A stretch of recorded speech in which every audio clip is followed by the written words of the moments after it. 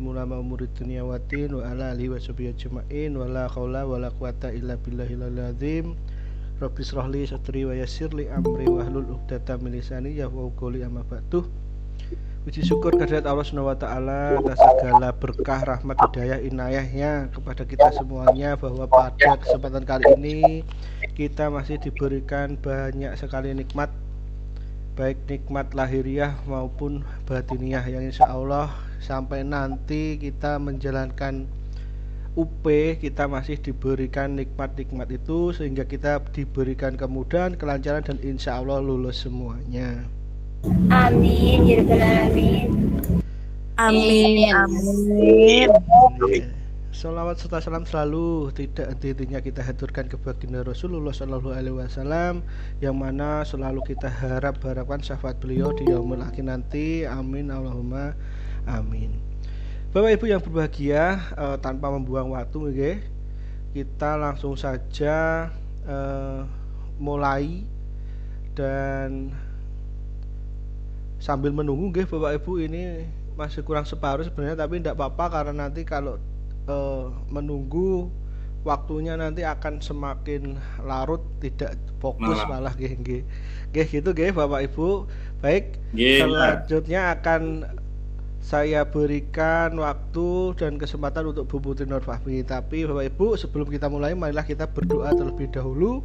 Berdoa menurut agama kita masing-masing. Berdoa kami persilakan. Bismillahirrahmanirrahim. Alhamdulillahirrahmanirrahim.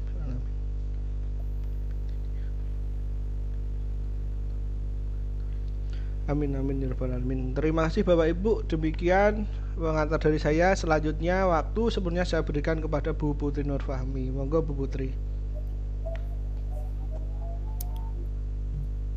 Bismillahirrahmanirrahim. Assalamualaikum warahmatullahi wabarakatuh. Waalaikumsalam warahmatullahi wabarakatuh.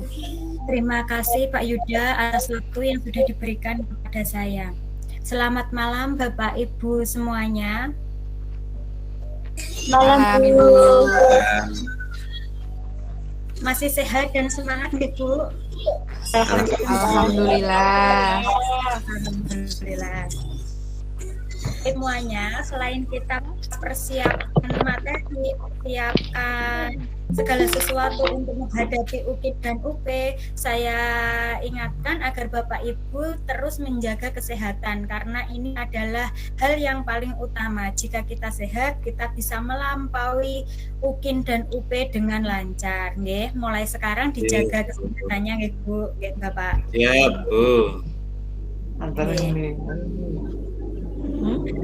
Ibu, izinkan saya untuk share screen. Kita mulai belajar kita di malam hari. Gelimbung, kok akan gelimbung iki atas kok akan gelimbung. Gelimbung. Tolong yang lain di mute nggih. Tolong yang lain di mute nggih. Nggih. Apa sudah terlihat Bapak Ibu? Sudah terlihat. Kurang besar Ibu. Kurang besar. Kurang besar. Sudah terlihat jelas belum Bapak Ibu? Belum masih Ibu, kurang. Belum Bu, diperbesar Sedikit lagi. Sampun Ibu, sampun. Sampun nggih. Sudah nggih Bapak Ibu? Ya. Kita mulai nomor 1. Pak Doni akan memulai pembelajaran materi menulis cerita. Aspek yang akan dipelajari adalah menulis cerita. Tujuan pembelajaran yang disusun antara lain, siswa mampu menuliskan cerita dengan memperhatikan unsur-unsur cerita. Jadi aspek kebahasaannya menulis, yang harus diperhatikan materinya adalah tentang unsur-unsur cerita. Unsur-unsur cerita. Sebelum menulis, Pak Doni mengulang sekilas materi unsur-unsur cerita. Agar pembelajaran menarik perhatian siswa, Pak Doni ingin menggunakan sebuah media, alat bantu yang digunakan agar siswa lebih memahami materi yang diajarkan, lebih mudah menemukan konsep dari materi yang diajarkan. Berikut beberapa pilihan media yang disediakan oleh Pak Doni. 1. Kumpulan cerita. 2. LKS cerita bergambar. 3. Salindia bersuara. 4. Video pembacaan cerita. Media pembelajaran yang cocok untuk tujuan pembelajaran yang tersebut terdapat pada nomor. Kita ingat kembali Bapak Ibu bahwa aspek kebahasaan yang ditekankan di sini adalah menulis dengan memperhatikan unsur-unsur cerita. Jika aspek kebahasaan menulis, media yang akan kita pilih juga media yang dapat digunakan untuk mempermudah anak dalam menulis dengan memperhatikan unsur-unsur cerita. Kita ingat untuk mengajarkan unsur-unsur cerita ada tokoh, ada tema, ada latar, ada amanat, ada alur. Kira-kira media nomor berapa yang cocok untuk mengajarkan agar tujuan pembelajaran itu dapat tercapai? Agar anak dapat menuliskan cerita dengan memperhatikan unsur-unsur ceritanya. Kira-kira nomor berapa Bapak Ibu? Yang A. 2 dan 4. A. LKS cerita bergambar dan video pembacaan cerita. Apakah ada jawaban lain Bapak Ibu? B. B, Ibu. Kita analisis satu-satu nih Bapak Ibu. Kita harus jeli Bapak Ibu dalam menentukan materi, media, soal-soal seperti ini kita harus jeli. Materinya menulis dengan memperhatikan unsur-unsur cerita. Jika kita gunakan kumpulan cerita, misalnya guru menggunakan medianya itu kumpulan cerita. Ada banyak cerita. Cerita tersebut pastinya dalam kumpulan tersebut pasti sudah ada temanya, sudah mengandung tema, sudah mengandung alur, sudah mengandung setting atau latar, ada penokohannya jelas, sehingga dari kumpulan cerita-cerita itu anak pastinya dapat menuliskan cerita dengan memperhatikan unsur-unsur ceritanya. Ini juga sering kita gunakan di SD, misalnya akan menulis cerita. Bapak Ibu membagikan cerita kepada anak. Setelah itu anak baca, anak menganalisisnya, dan anak bisa menuliskannya kembali. Ini bisa digunakan bukan cerita dan sering kita gunakan. Sekarang LKS cerita bergambar. LKS cerita bergambar itu seperti lembar kerja siswa di mana itu yang digunakan sebagai bahan untuk anak menganalisis itu adalah gambar. Misalnya gambar itu gambar yang saling berkaitan. Ada gambar hutan, ada gambar pemburu, ada gambar hewan, ada gambar petani. Misalnya setelah itu diberikan tulisan temanya apa, itu contoh dari LKS cerita bergambar. Nanti dari cerita bergambar itu anak dapat menuliskan, menuangkan apa yang ada di pikirannya tentang cerita, tentang gambar tersebut menjadi sebuah cerita dengan memperhatikan unsur-unsur cerita yang sudah ada di gambar tersebut Bapak Ibu. Jadi untuk LKS cerita bergambar dapat digunakan sebagai media untuk mengajarkan anak menulis. Sekarang salindia bersuara. Salindia bersuara itu seperti PowerPoint Bapak Ibu. PowerPoint.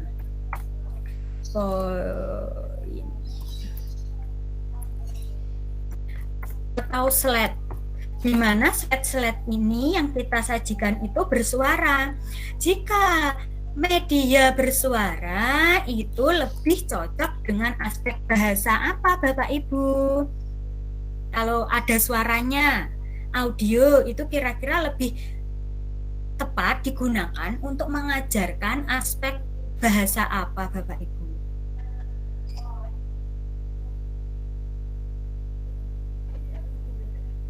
aspek apa? Aspek mendengarkan. Jadi untuk mengajarkan menulis itu kurang tepat, kurang sesuai. Begitu juga dengan video pembacaan cerita. Di sini hanya video pembacaan cerita. Jika video pembacaan cerita ini akan lebih cocok jika kita mengajarkan membaca cerita atau mendengarkan.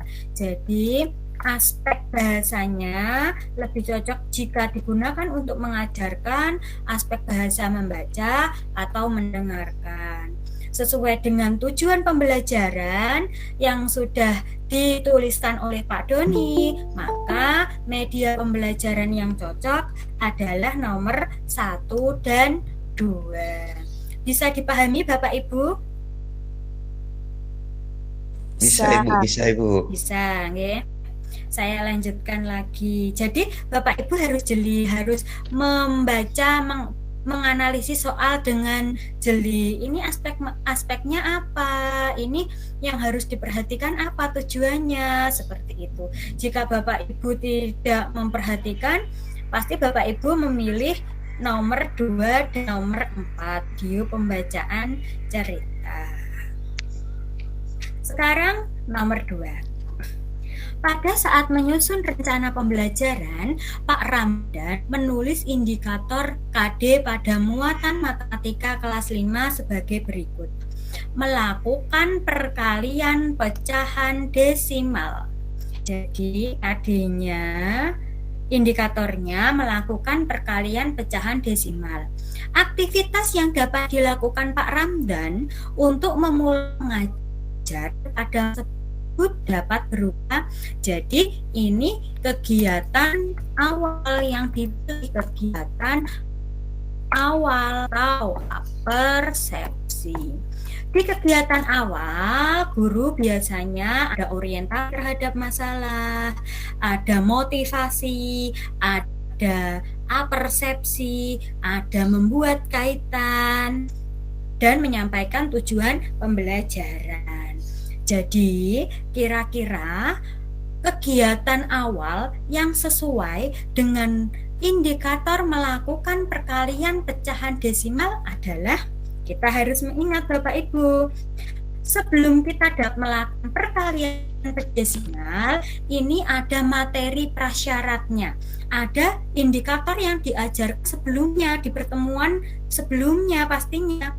Karena untuk mengajarkan, untuk dapat melakukan perkalian, maka ada materi prasyarat, itu anak bisa menguasai penjumlahan. Kaitan, biasanya guru menggunakan indikator yang sudah dicapai anak di pertemuan sebelumnya ke indikator yang akan diajarkan hari ini. Seperti itu. Kira-kira kegiatan yang tepat apa Bapak Ibu? B. Ya Ibu, Mengingatkan kembali bilangan desimal dan operasi penjumlahannya. Bapak Ibu, jawaban seperti ini mirip-mirip kesiapan peserta didik untuk belajar perkalian desimal. Ini juga di kegiatan awal, ini lebih kepada motivasi, menceritakan kehidupan sehari-hari yang berhubungan dengan desa dan operasi perkaliannya. Ini juga merupakan persepsi atau orientasi, memberi soal tentang perkalian pecahan desimal untuk memeriksa kemampuan awal peserta didik. Ini juga sebagai diagnostik, pretest, memutar video tentang motivasi peserta didik agar pantang menyerah terkait dengan pecahan desimal. Ini juga motivasi di awal. Semua ada di kegiatan awal, tetapi Bapak Ibu harus memperhatikan indikatornya. Indikatornya itu melakukan perkalian pecahan desimal. Jadi sebelum kita melakukan perkalian pecahan desimal, harus ada materi prasyarat, indikator prasyarat yang harus kita kuasai untuk melakukan perkalian pecahan desimal, yaitu penjumlahan. Karena perkalian adalah penjumlahan berulang. Jadi jawaban yang tepat dan sesuai indikator adalah B.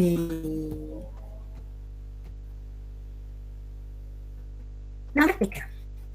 Pak Made, guru SD kelas 5 di Bali akan melakukan tindakan dengan menggunakan media gambar seri di kelas. Jadi ini tindakannya, perlakuannya itu menggunakan media gambar seri di kelas. Pak Made merasa perlu melakukan itu karena kemampuan menulis karangan peserta didiknya pada muatan pelajaran bahasa Indonesia rendah. Dalam proposal PTK yang disusun Pak Made, hipotesis dari rumusan tindakannya adalah, ayo kita ingat Bapak Ibu, hipotesis adalah hipotesis apa Bapak Ibu? Hipotesis adalah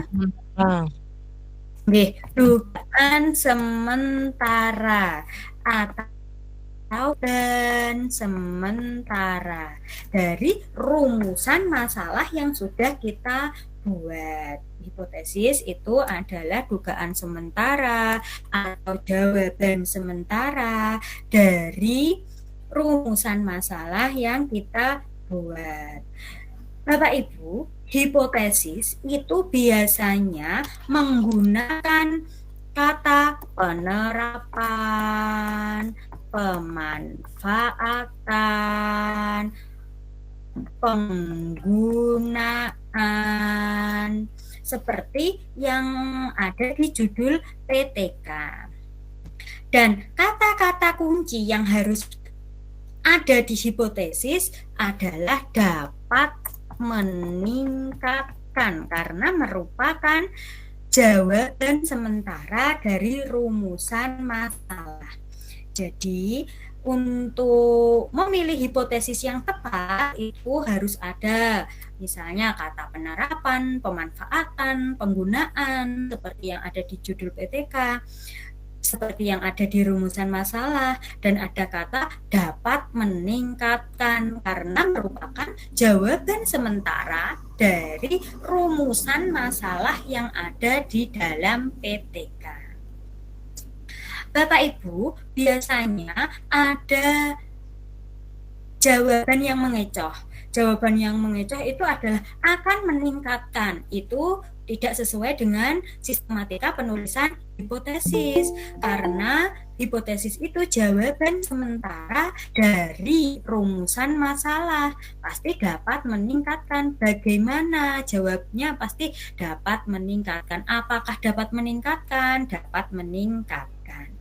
Kira-kira jawaban A, B, C, D, E yang sesuai dengan hipotesis yang disusun Pak Made adalah harus ada kata kunci media gambar seri di kelas dan kemampuan menulis karangan. Mana Bapak? C atau E? Sekarang kita lihat ada kata penggunaan, benar kata kuncinya. Ya, media gambar berseri, penggunaan media gambar berseri tepat. Secara berpasangan dapat meningkatkan, kata kunci yang kedua. Ya, kemampuan menulis karangan, ada variabel X, ada variabel Y. Bagi siapa? Bagi siswa kelas 5. Tepat sekali. Jadi sudah lengkap. Ada kata penggunaan, ada variabel X, variabel Y-nya, ada kata kunci dapat meningkatkan. Untuk jawab hipotesis itu tidak merupakan kalimat tanya. Hipotesis merupakan kalimat jawaban. Paham ya Bapak Ibu ya? Cara memilih hipotesis yang sesuai. Jika besok pasti ada soal tentang memilih hipotesis yang sesuai. Bisa dipahami Bapak Ibu? Bisa Ibu. Bisa. Okay. Nomor 4. Pada saat kita memasak sop dalam panci, gagang panci tidak terlalu panas, sedangkan tutup panci yang terbuat dari kaca saat disentuh sangat panas, sehingga kita perlu menggunakan lap untuk membuka tutup panci tersebut. Perbedaan panas gagang panci yang terbuat dari aluminium dengan tutup panci terbuat dari kaca karena apa, Bapak Ibu? Coba, apakah jawabannya A, B, C, atau D, atau kembali Bapak Ibu sambil memilih jawab. Kita ingat kembali. Soal di pretest kemarin, soal seperti ini itu adalah soal tentang konduktivitas atau keterhantaran ternal. Konduktivitas ternal.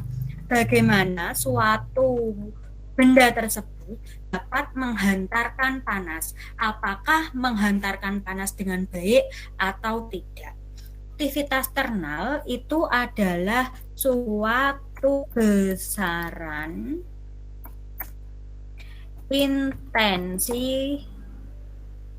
intensif bahan yang menunjukkan kemampuannya untuk menghantarkan panas. Jadi, bahan itu apakah baik digunakan untuk menghantarkan panas atau tidak? Ibu pasti masih ingat, konduktivitas ternal yang baik itu yang bagian semakin besar nilai konduktivitas thermal tersebut, maka semakin baik untuk menghantarkan panas atau disebut dengan penghantar panas yang baik. Semakin kecil nilai konduktivitas ternalnya, maka semakin kecil pula benda tersebut dapat menghantarkan panas atau konduktivitas thermalnya dapat dinilai sebagai konduktor yang buruk. Jika besar, maka baik sebagai penghantar panas. Jika kecil, maka akan susah menghantarkan panas. Jika proses konduktivitas thermal itu konduksi, konveksi, radiasi. Tembaga, besi, timah, aluminium itu adalah contoh-contoh benda yang memiliki konduktivitas thermal yang besar, sedangkan kayu, kaca itu memiliki konduktivitas. Jadi jawaban yang sesuai dengan pernyataan nomor 4 adalah jawaban option apa, Bapak Ibu?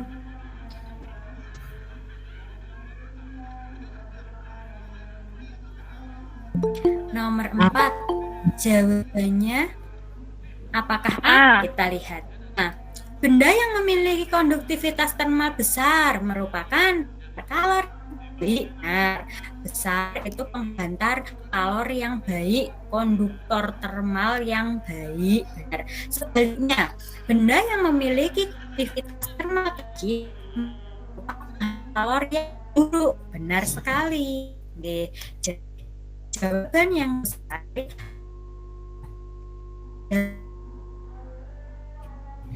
kuncinya jika besar maka sebagai penghantar panas, kecil maka buruk dalam menghantarkan panas. Sekarang nomor 5. Tugas guru adalah mengumpulkan dan mengolah informasi untuk mengukur pencapaian peserta didik dengan beragam cara dan pendekatan. Salah satu pendekatan yang digunakan dengan tolak ukur ujian akhir sekolah dan ujian akhir nasional.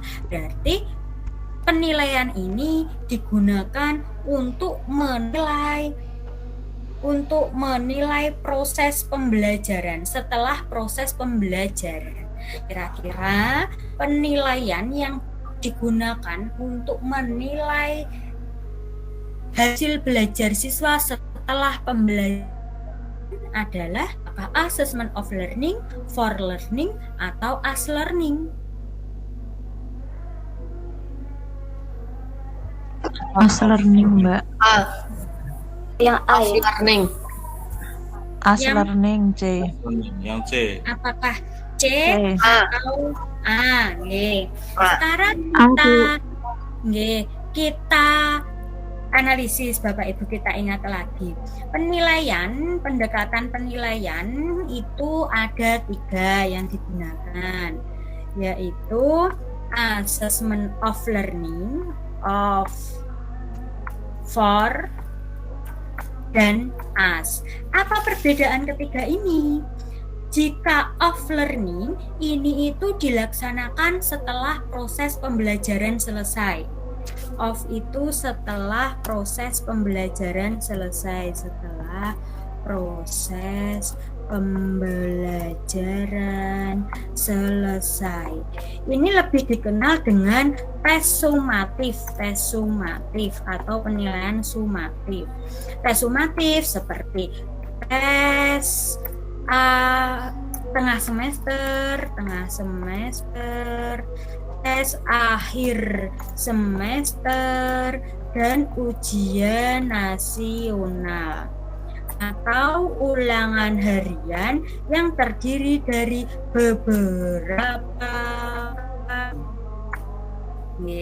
Ini adalah assessment of learning. Ini of learning. Sekarang assessment of learning itu yang seperti apa? For learning itu dilaksanakan selama proses pembelajaran berlangsung. Dilaksanakan selama proses pembelajaran berlangsung. Misalnya ada presentasi, tes awal, quiz, dan lain-lain. Ini assessment for learning. Dan assessment as learning itu juga dilaksanakan selama proses pembelajaran berlangsung, Bapak Ibu. Tetapi assessment for learning ini ada keterlibatan siswa secara langsung saat menilai. Jadi penilaian as learning ini itu meminta pendapat siswa. Jadi berupa penilaian diri atau antar teman. Inilah perbedaan ketiga pendekatan penilaian. Penilaian for learning ini biasanya juga bisa digunakan sebagai umpan balik atau refleksi pembelajaran saat itu juga. Biasanya yang paling sering digunakan adalah penggunaan tes awal atau kuis di akhir pembelajaran. Kalau as learning itu siswanya sendiri menilai. Ini juga selama proses pembelajaran, tapi ada keterlibatan siswa secara langsung saat menilai proses pembelajaran, penilaian dan penilaian antar teman.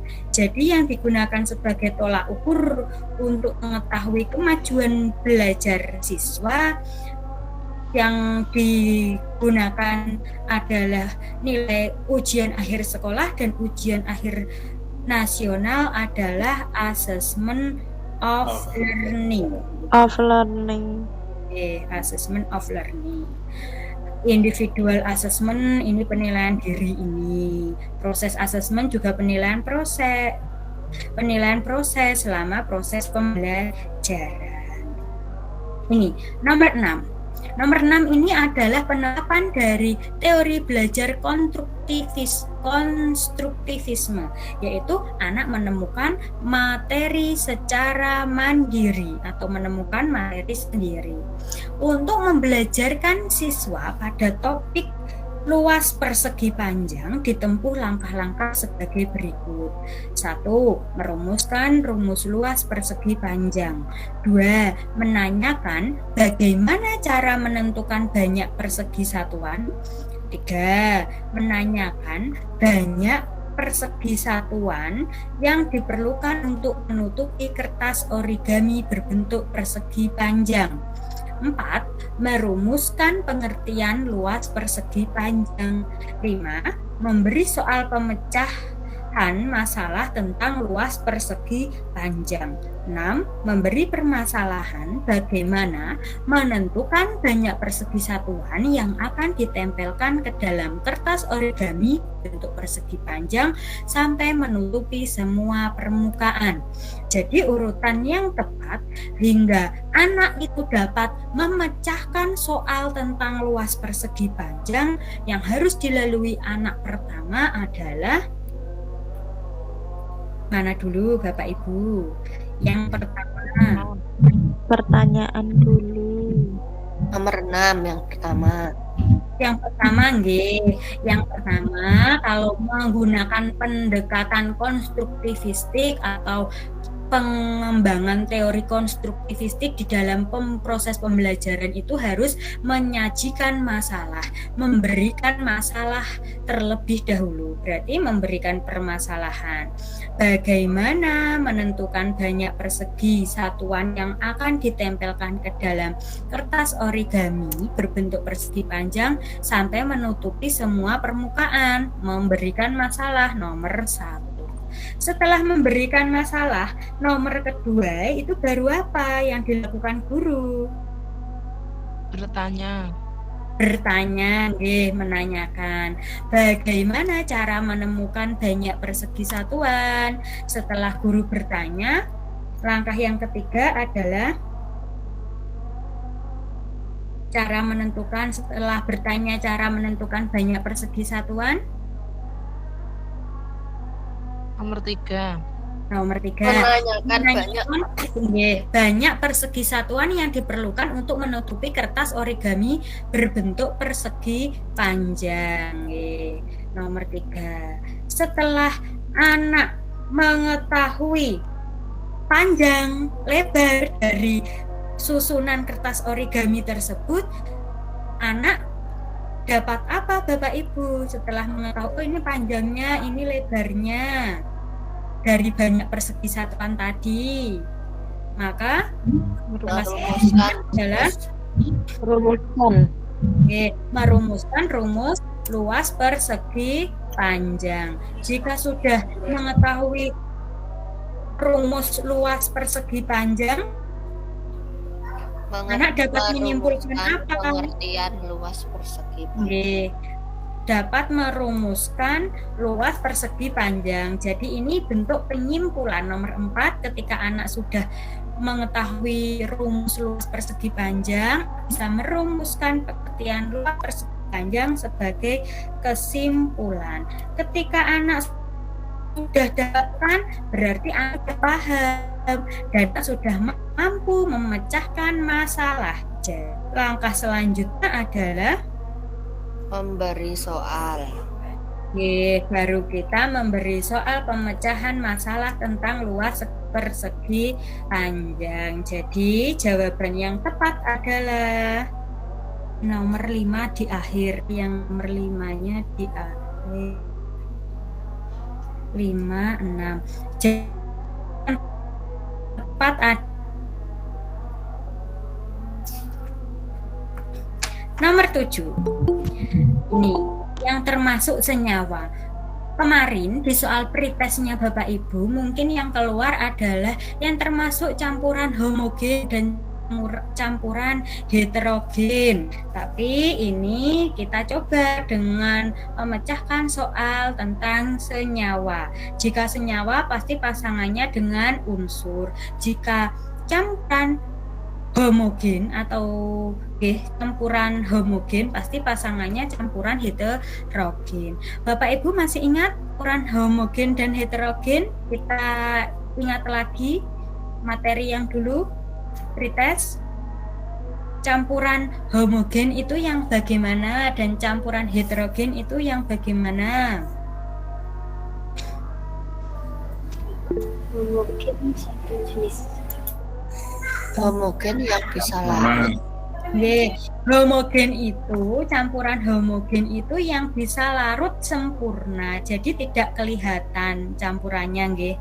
Bahasa mudahnya seperti itu. Itu campuran yang larut sempurna, tidak ada endapan, tidak ada pembatas. Contohnya apa Bapak Ibu campuran homogen? Air. Ya. Air Sirup. Air dengan gula. Air sirup. Dengan garam. Air gula jika diaduk, air garam misalnya. Lawannya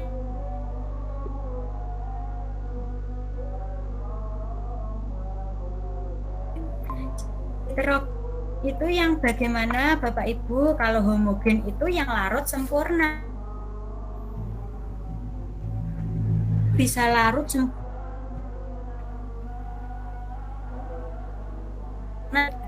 air dengan gula, air. Sekarang kalau yang Bapak Ibu sambil diingat yang tidak bisa larut, yang tidak tetap terlihat campurannya. Yang tidak dapat sempurna dan ada endapannya. Contohnya apa Bapak Ibu jika kita mencampurkan dua buah zat hingga tidak Kopi. dapat Air dengan tepung. Kopi. Air Pasir. air pasir, air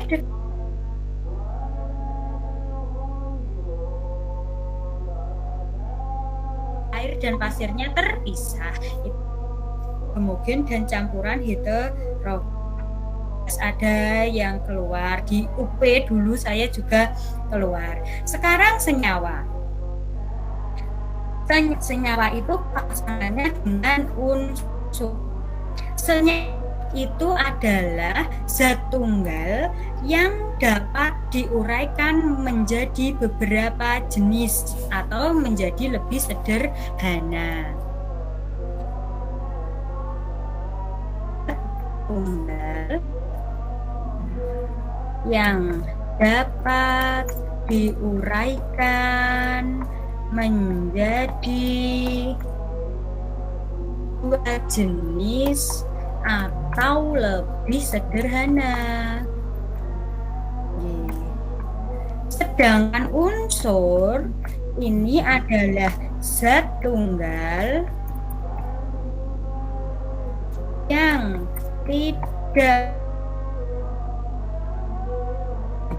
uraikan lagi atau disederhanakan.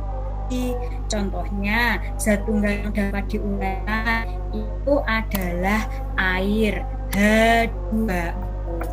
H2O dapat diuraikan yaitu menjadi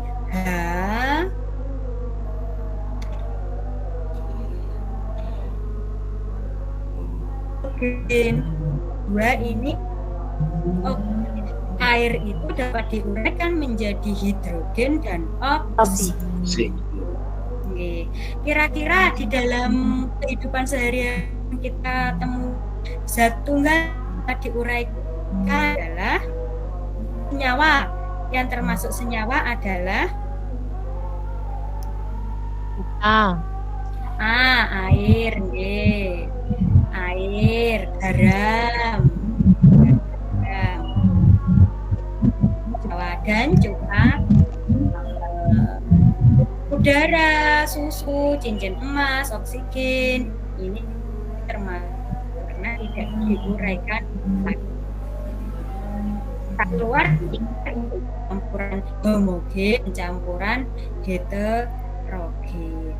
Jadi jawabannya apa ini? Nomor 7, 1, 2, dan 6. Nomor 8. Bu, contohnya unsur apa ya, Bu Putri?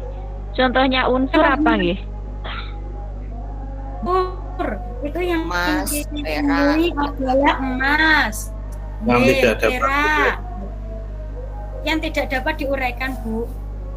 Yang tidak dapat diuraikan lagi, seperti garam dapur NaCl diuraikan menjadi Na dan Cl. Ini tidak keluar serumit itu, Bu, tapi kita hanya disuruh mencari senyawanya apa dan unsurnya apa, seperti itu. Kalau mempelajari modul IPA yang di PPG pertama-tama, identifikasi masalah, itu ada, Bu. Di modul yang Ibu pertama dulu. Nah, itu ada homogen, zat ukuran homogen, ada unsur, ada senyawa. Nomor 8. Bu, ini terlihat atau tidak di layarnya Bapak Ibu? Terlihat, Tulisannya Bu. Terlihat jelas. Terlihat terlihat. Kecilkan sedikit, Bu. Oke, dikecilkan sedikit. Sekarang nomor 8. Nomor 8 ini keluar di retaker. Perkembangan ilmu pengetahuan dan teknologi telah mendorong aktivitas umat manusia pada lintas bangsa dan negara, sehingga mengarah pada era globalisasi. Peran pembelajaran IPSSD dalam menyongsong era globalisasi perlu mengembangkan kesadaran siswa dengan cara A. Menumbuhkan semangat siswa untuk tidak perlu takut menghadapi persaingan era bebas yang semakin luas dan mengglobal. B. Menumbuhkan semangat siswa untuk melakukan daya guna bagi masyarakat. C. Mendorong siswa untuk memahami karakteristik globalisasi dan arus informasi global. D. Mendorong siswa untuk menyiapkan diri dalam era globalisasi yang semakin cepat dan pesat. Dan E. Mendorong siswa untuk berpartisipasi dan memasuki era globalisasi dengan menguasai bahasa internasional dan iptek. Kita temukan kata kuncinya. Peran pembelajaran IPS untuk menyongsong era globalisasi. Era globalisasi ini membutuhkan banyak sekali bekal, Bapak Ibu, agar anak dapat selalu menghadapi tantangan zaman. Kalau seperti filosofinya Ki Hajar Dewantara, harus sesuai dengan perkembangan kodrat zaman. Kita harus membekali anak sesuai dengan kodrat zamannya agar dapat menghadapi era globalisasi. Yang perlu kita berikan kepada anak sebagai bekal untuk mengembangkan kesadaran dirinya adalah apa, Bapak Ibu? A, B, C, D, atau E? E. E, coba. E.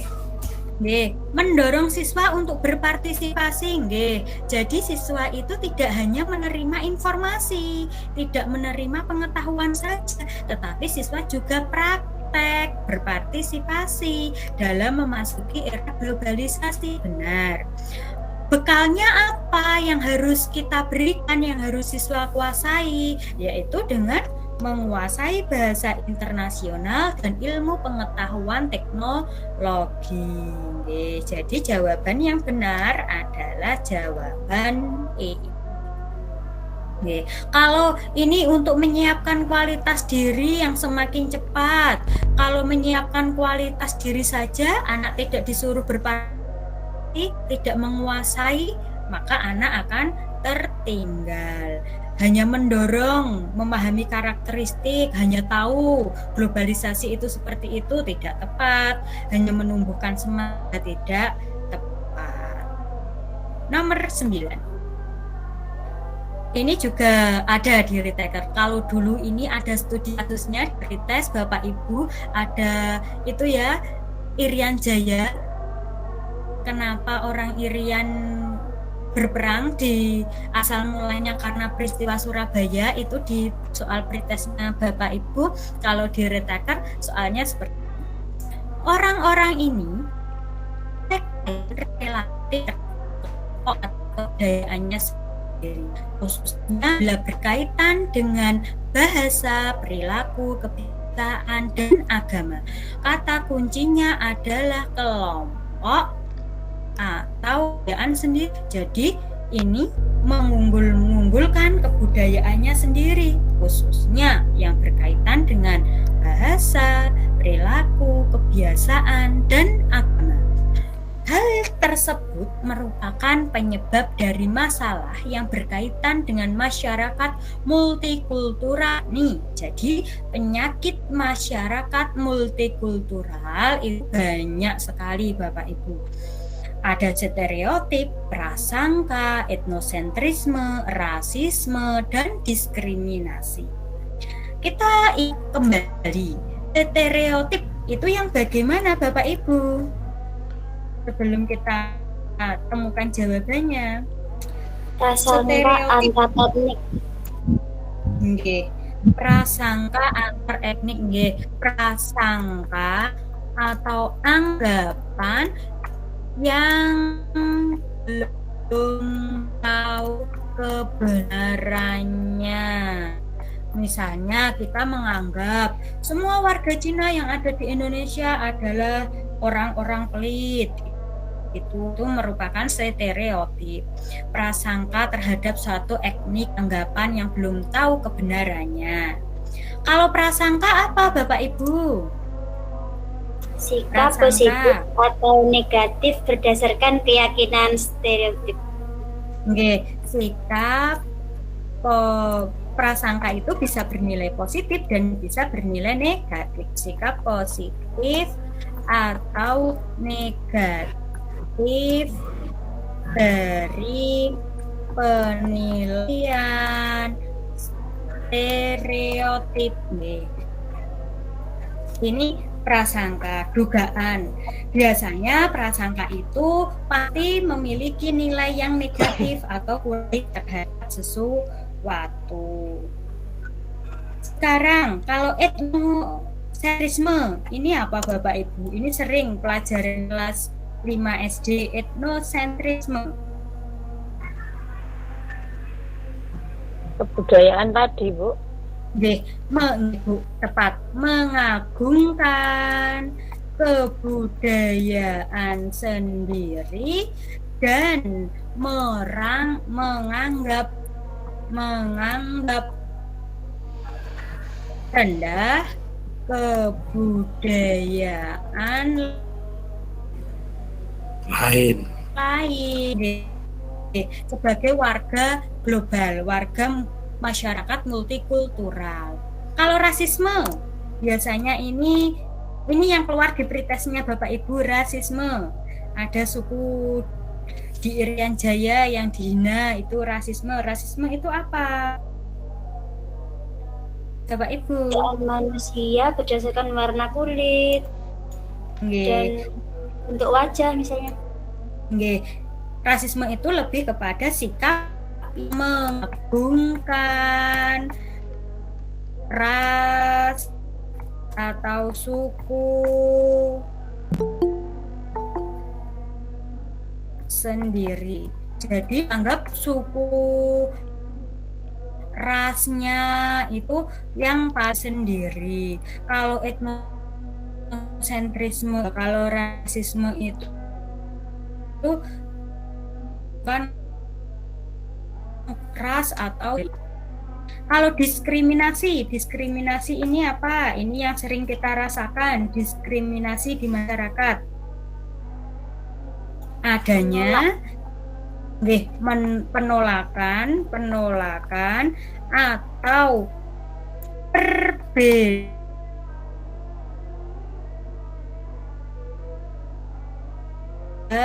terhadap seseorang atau kelompok. Jika kita dikucilkan di suatu tempat, itu termasuk bentuk diskriminasi. Contoh kecil diskriminasi. Jadi yang sesuai dengan pernyataan nomor 9 apa Bapak Ibu?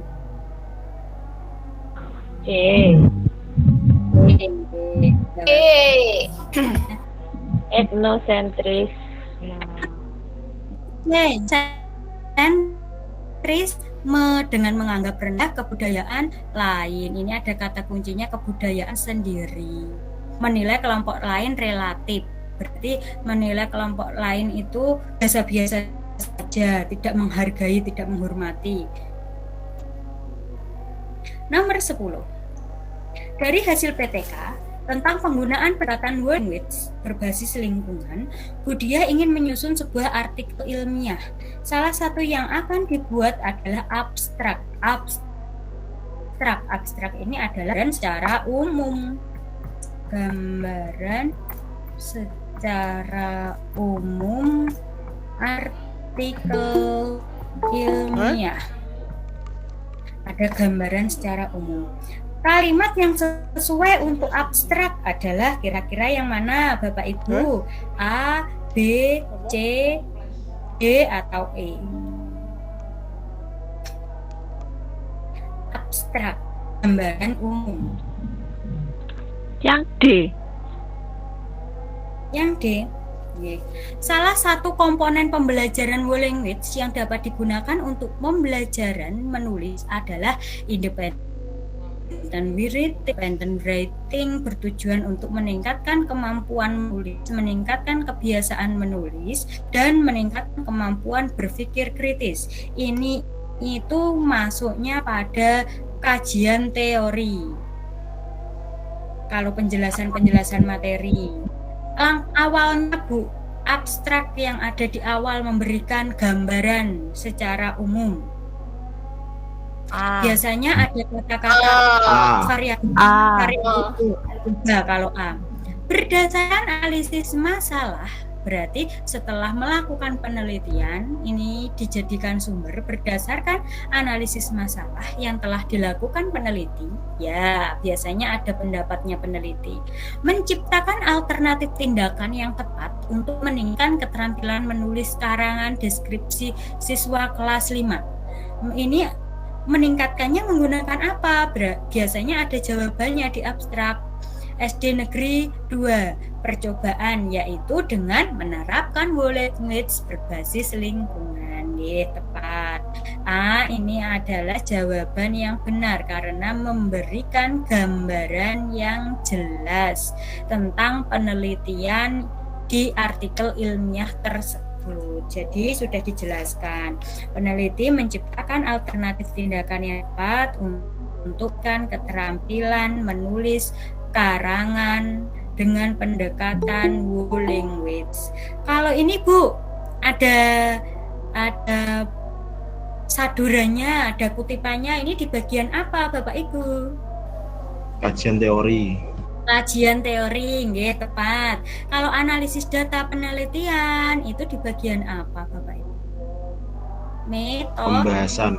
Nggih, pembahasan atau di metodenya. Kalau berdasarkan hasil penelitian dan pembahasan, Kesimpulan. Nggih, tepat sekali, sudah bisa.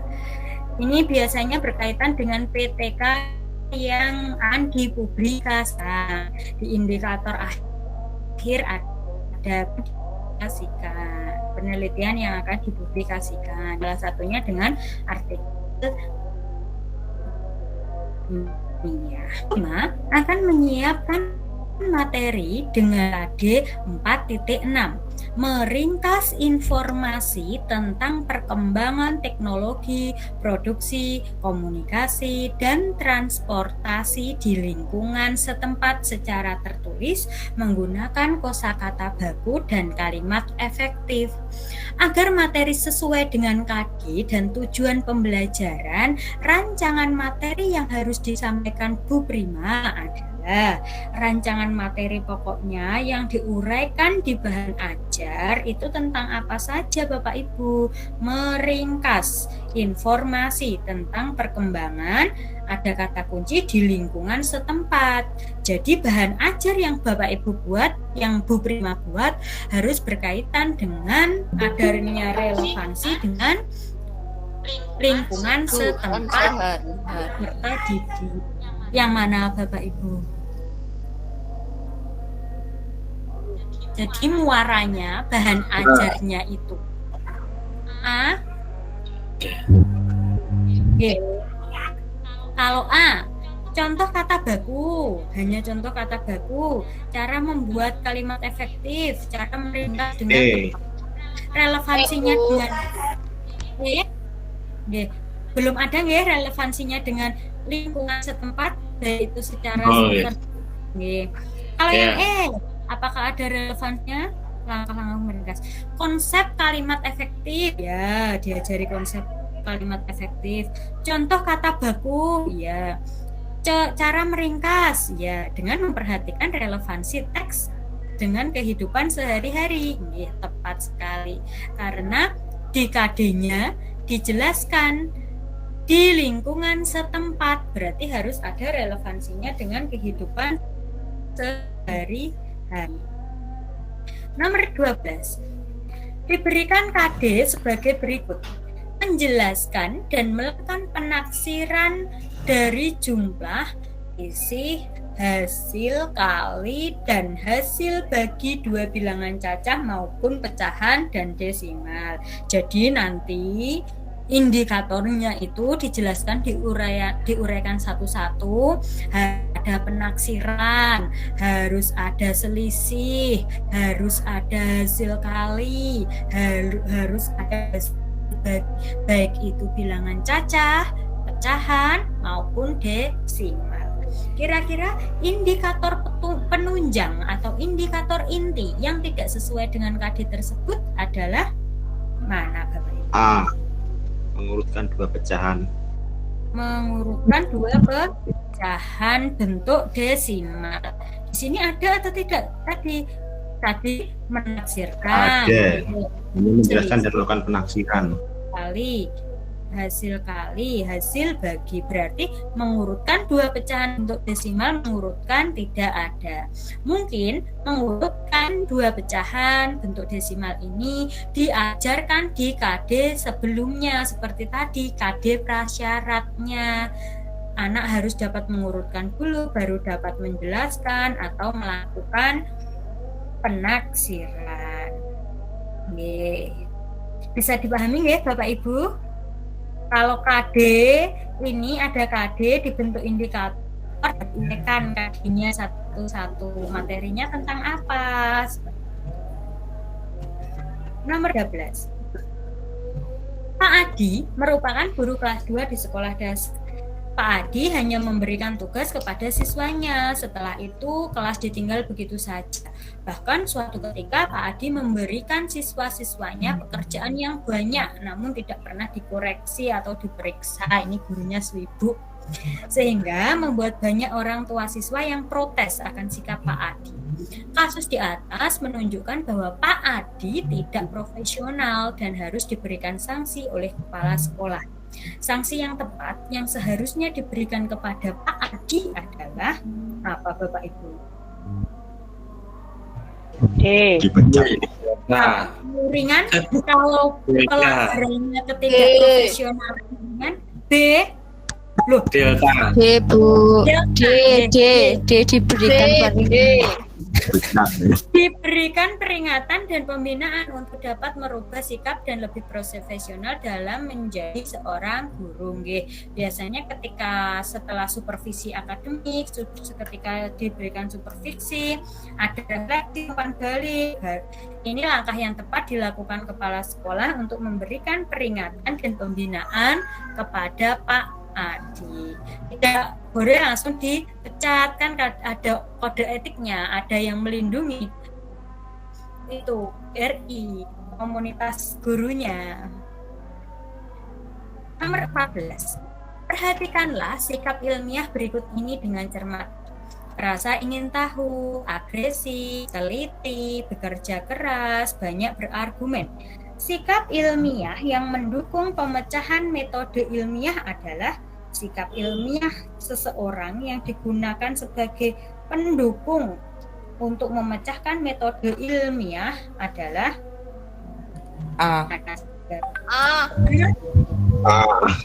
Kalau A, rasa ingin tahu ya, untuk melakukan penelitian kita harus rasa ingin tahu.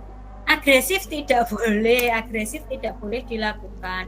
Kalau agresif biasanya kekeh dengan pendapatnya. Berarti tidak usah ada penelitian, tidak usah ada pembuktian kalau sifatnya agresif. Teliti, benar atau tidak, Bapak Ibu? Benar. Benar. Bekerja keras. Ya, benar. Banyak berargumen. Benar. Alasan. Tidak ada alasan yang kuat. Berarti 1, 3, dan 4.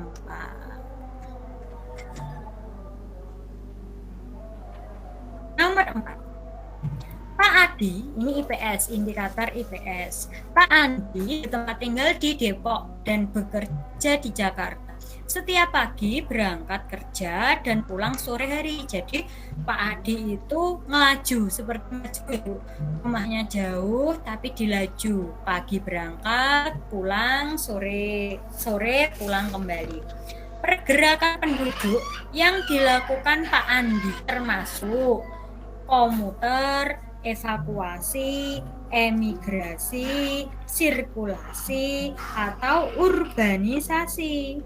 Komuter. Komuter ini apa, Bu? Komuter.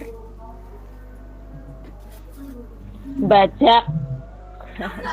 Seseorang berpergian ke suatu kota untuk bekerja dan ke kota tempat tinggalnya setiap hari. Bajak. Komuter itu apa, Bu? Baca. Ya, baca kalau bahasa sini. Bajak PP.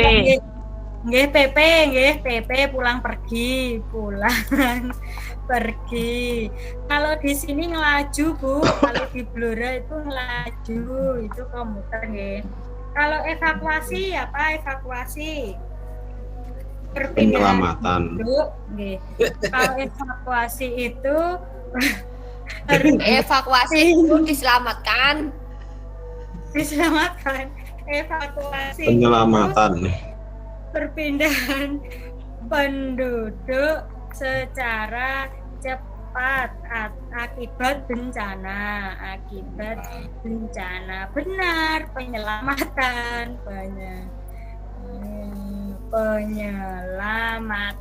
Diselamatkan berarti dipindahkan secara cepat akibat bencana.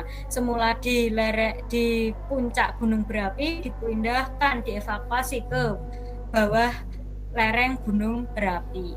Kalau emigrasi apa, Bapak Ibu, sambil diingat? Perpindahan penduduk. Perpindahan penduduk keluar daerah. Keluar daerah. Luar negeri. Atau keluar negeri. Kalau sirkulasi ini keluar masuk, proses keluar masuk. Perputaran. Kalau urbanisasi perpindahan penduduk penduduk dari desa ke kota. Jadi jawabannya kalau ini laju, kalau pulang pergi, berarti jawabannya adalah komuter. Bajak. Bajak. Saya baru tahu itu, Bu, kata baru, kosakata baru. Bajak. Sama juga bajak. Karena saya setiap hari membajak. Kalau di tempat saya bajak itu Bu di sawah. Garap saya sama juga artinya. Oh. Nomor 16. Jumlah orang yang melakukan perpindahan dari desa ke kota semakin meningkat. pesat di kota-kota besar seperti di Jakarta, yang menyebabkan peristiwa seperti berikut ini. Peristiwanya: 1. Jumlah tenaga terampil berkurang. 2. Sektor informal bertambah banyak. 3. Kesejahteraan penduduk menurun. 4. Permukiman kumuh bertambah banyak. 5. Sektor formal berkurang. Dari kelima pernyataan ini, Ibu, tersebut, dampak negatif adanya urbanit terdapat pada nomor 3. Kesejahteraan, dampak negatifnya. Pokoknya yang ada 4-nya ini. Bu, Yang ada 4-nya. Yang ada 4-nya, permukiman kumuh bertambah banyak, nggih. 2 dan 4. Nggih, permukiman kumuh. Kalau pemukimannya kumuh, kesejahteraan otomatis menurun. Nggih, permukiman kumuh bertambah banyak. Loh, kalau ini Bapak, kalau banyak orang yang dari desa ke kota, itu biasanya kesejahteraan penduduknya menjadi menurun atau meningkat dong. Meningkat, nggih. Pemukiman, dampak negatifnya itu permukiman kumuh bertambah banyak. Selain ini, sektor informal bertambah banyak. Informal itu yang ilegal, yang tidak ada peraturan dari pemerintah, tidak dilindungi pemerintah. Sektor-sektor informalnya bertambah banyak. Kan di sana sibuk mencari pekerjaan agar anak istrinya di desa itu dapat terpenuhi kebutuhannya. Jadi bekerja seadanya, baik itu legal maupun ilegal. Yang penting mereka bekerja. Jadi jawabnya sektor informal bertambah banyak. Kalau jumlah terampil berkurang, seharusnya jumlah tenaga terampil semakin banyak. Sektor formal berkurang. Jadi 2 dan 4.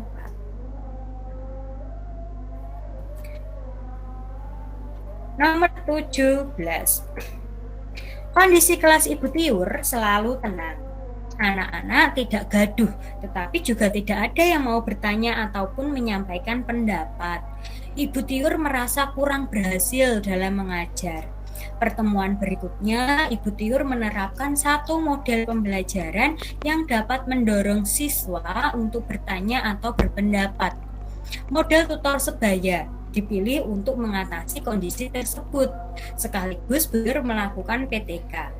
Cara mengukur peningkatan kemampuan bertanya pada PTK Ibu Tiur adalah: cara mengukur, biasanya PTK itu ada pre-test dan ada post-test, ada penilaian kondisi awal dan setelah diberikan tindakan. Jadi yang tepat mana Bapak Ibu kira-kira?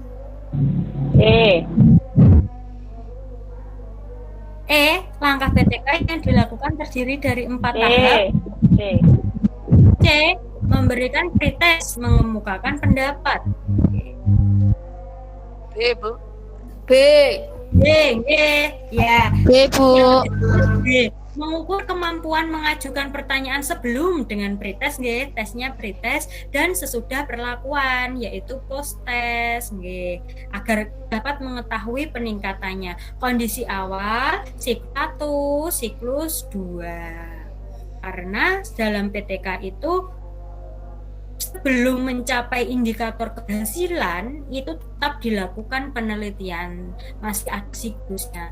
Tapi jika sampai siklus 2 sudah dapat mencapai indikator keberhasilan, maka penelitian itu sudah tidak usah dilanjutkan karena sudah menjawab pertanyaan di indikator keberhasilan. Nomor 18. Jenis instrumen penilaian yang tepat dipergunakan guru untuk memperoleh hasil belajar peserta didik dengan indikator mempresentasikan. Jadi kalau ada kata-kata kalau mempresentasikan, berarti ini penilaian yang dipilih adalah penilaian apa Bapak Ibu? Unjuk kerja. Unjuk kerja. keterampilan unjuk kerja. Hasil identifikasi pengaruh kemajuan ilmu pengetahuan dan teknologi terhadap negara dalam Bhinneka Tunggal Ika adalah unjuk kerja. Mengapa tidak proyek Bapak Ibu sama-sama keterampilan? Mengapa tidak Menghasilkan. Tidak menghasilkan proyek. Tidak menghasilkan proyek, tidak menghasilkan produk.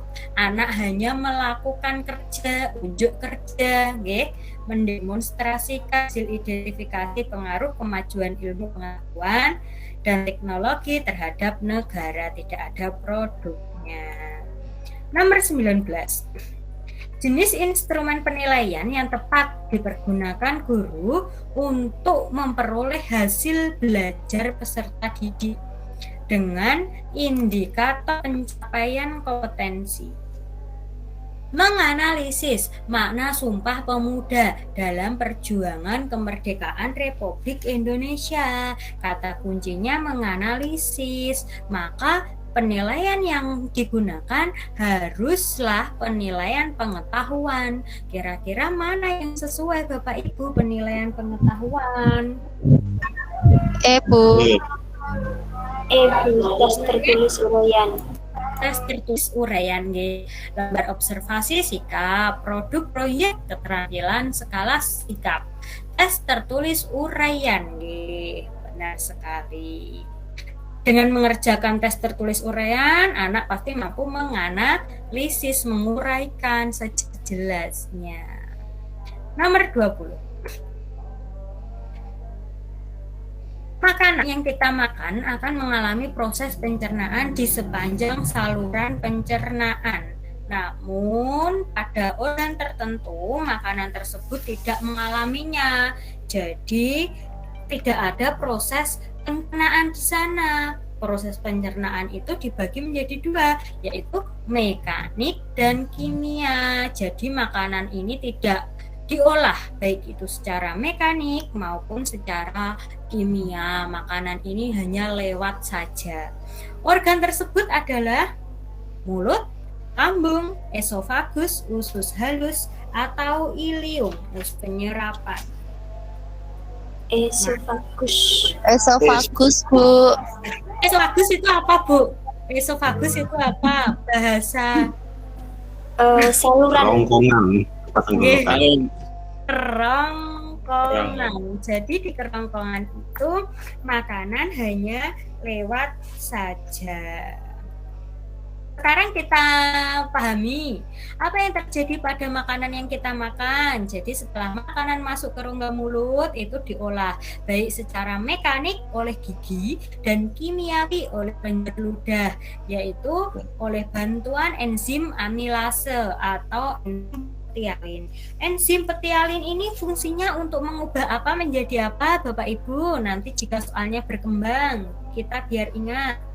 Enzim petialin itu digunakan untuk mengubah apa menjadi apa? Jadi gula. Pati menjadi amilem, menjadi gula. Setelah diolah itu hanya lewat saja di kerongkongan. Setelah di kerongkongan, makanan diolah ke lambung. Lambung itu ada gerak mekanik dan gerak secara kimiawi. Secara kimiawi ini dibagi menjadi 3 pembantunya enzimnya. Ada asam klorida, HCl, enzim pepsin yang mengubah protein menjadi pepton, enzim renin, HCl, pepsin, renin. Pepsin protein menjadi pepton kalsium, sedangkan renin menggumpalkan protein susu menjadi kasein atau kalsium. Setelah di lambung melewat pankreas, getah pankreas ini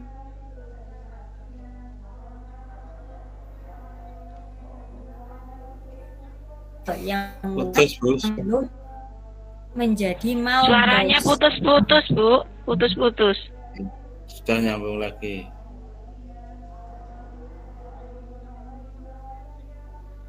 Halo? Halo. Ya. Bu Putri putus-putus nggih.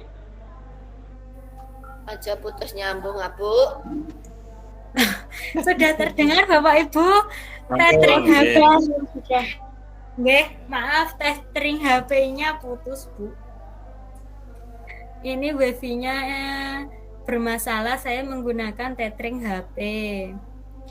Jadi saya lanjutkan ya Bu, di lambung tadi itu ada pembantunya yaitu enzim HCl asam klorida, enzim pepsin dan enzim renin. Pepsin ini mengubah protein menjadi pepton dan renin menggumpalkan protein susu menjadi kasein atau kalsium. Sedangkan di pankreas ini jika pankreas kita rusak maka sudah tidak bisa mengubah amilum menjadi maltosa. Dengan bantuan enzim tripsin itu mengubah pepton menjadi asam amino dan enzim lipase mengubah lemak menjadi asam lemak. Jadi ini gulanya tidak bisa dipecah, tidak bisa diuraikan jika getah pankreasnya bermasalah.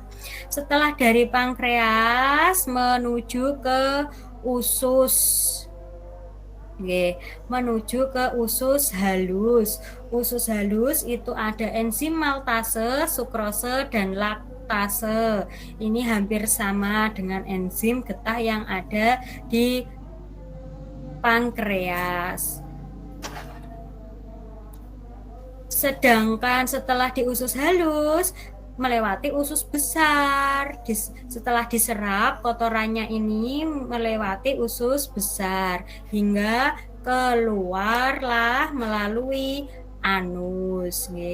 Pencernaan di lambung tadi ada secara mekanik diremas-remas dan secara kimiawi. Di duodenum usus 12 jari itu sebagai tempat pencernaan makanan secara kimiawi.